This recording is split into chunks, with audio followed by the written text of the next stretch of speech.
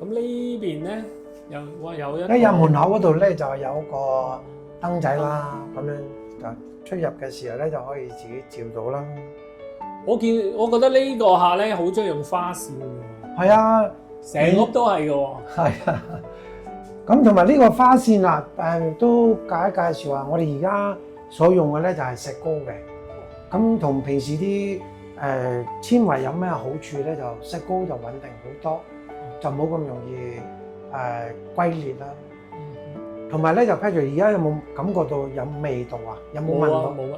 係啦，因為個業主咧都有少少氣管敏感。係啦，咁所以佢特別要求咧就係用啲油漆方面咧就要低甲醛啦、少味道啦，係啦咁樣嘅油漆嘅。咁我哋而家不論係門板嘅油油啦、牆身嘅油油，全部都係用啲低甲醛，同埋咧就係冇乜味道嘅油漆咯。係啦。我想問啲門係新嘅咧，還是佢舊嘅？舊嘅。係啦，不過我哋幫佢油翻啲。嘅。係啦，本身冇花線嘅，咁我哋幫佢改裝翻。花線喺度。係啦，同埋佢買咗啲鎖翻嚟，同原先嗰啲唔啱，我哋幫佢改裝翻。哦，係啊，有東哥冇煩惱啊！哦，因為呢個款式都幾靚㗎，因為呢啲線咧就同呢啲咧就好夾。係啦，咁係啦。睇埋個書房嚟。好啊，書房咧佢兩個人喺度用啦，就呢邊一張台，呢邊一張台咁樣嘅。咁啊，好多櫃書櫃。係啊，就都唔係好壓迫啊！就擺咗一張凳、兩張凳，兩個人一齊做嘢都 OK 嘅，絕對 OK。係啦，咁啊呢個燈咧就而家好似好暗咁樣，咁我哋調校翻光啲先，係啦。光晒，咁樣就足夠啦。咁呢個燈咧，我就專登就跟櫃開，因為呢個人嚟埋嚟用先至喺呢度啊咁樣，咁就開閂啦，係啦。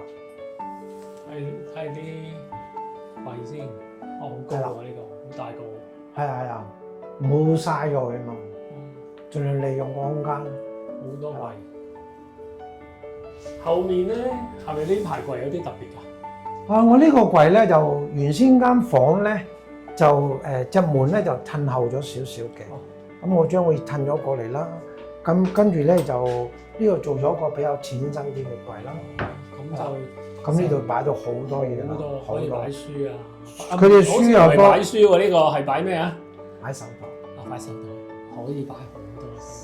我聽聞有30幾個，應該夠擺吧？應該唔係，下年就40幾個。哦，咁就唔另計啦。呢邊就係擺書嘅，呢邊就擺書嘅呢個。OK。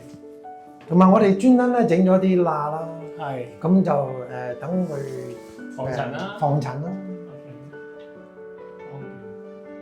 你咁呢個咧就係出線位。係呢個就出線位啦。呢度有條線槽啦。獨立燈。係啦。獨立嘅電掣。獨立嘅電掣啦，咁啲線咧就淨喺呢度咁樣突出嚟啦。好企理。係啦，因為佢呢度擺個電腦，嗰邊擺個 printer 咁樣樣。連 corner 位都用埋喎。係啊，呢個有個撳大掣啦。咁啊撳大啦，我哋用埋呢個位嘅。哦。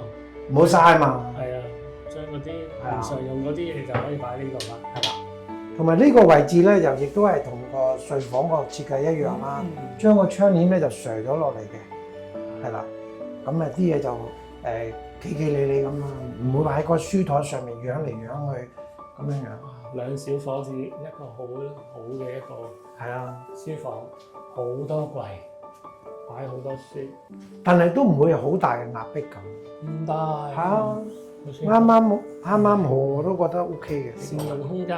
係啊，好多櫃桶，淺嘅櫃桶，係啦，呢個 pencil drawing 嘅啫。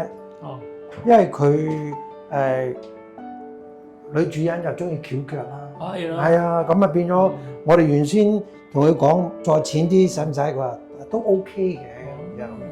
係啦，喺深物試過㗎。試過啦。整咗個釘冇俾佢試我翹腳。哦，係啊，細心啊，東哥真係。哇！